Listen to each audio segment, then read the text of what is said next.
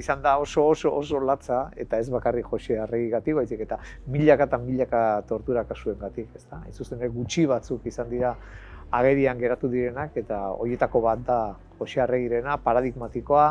ikur bat, herri oso batentzat, eta, bueno, pentsatu nuen merezi zuela kontatzea. Oraindik ere, ez bakarrik merezi du kontatzea, baizik eta beharrezkoa da kontatzea, zeren hain zuzen ere estatuak ukatu egiten du torturak izan zirenik, edo batzutan demostratu danean eta oso agerikoa izan danean, esan dute salbuespenak izan direla, eta hain zuzen ere,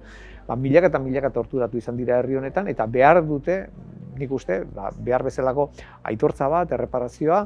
eta berriz gertatuko ez dela ziurtatzea, eta estatuak esatea, bai, guk egin genuen. Bai, egia da jende asko etorri zaidala, unkituta, eskerrak emanez, baina, bueno, euskaldunak oso lotxatiak izaten gara edo dira, eta jende gutxik esan dit, bai, ni ere ez dakit zer, egon nintzen, ez dakit nun, eta hau egin zidaten, beste egin zidaten, baina, bueno, askotan intuitu egiten duzu, ez da, jendeak esaten dizu moduagatik, edo,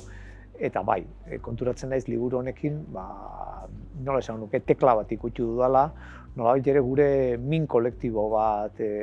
agerian jartzen edo asmatu dudala, eta, bueno, ni oso pozik nago, eta jendearen eskerronarekin unkituta. Pixka bat egolatra izan daiteken idazle batek esatea nire liburu oso ondo dago eta animatu zaitezte irakurtzera, baina, bueno, besterik gabe esango nuke, gaiak mina ematen dionari eta beldurra ematen dionari ez dela hain gogorra. Hau da, askok esan didate, beldurra ematen zidan irakurtzea, baina gero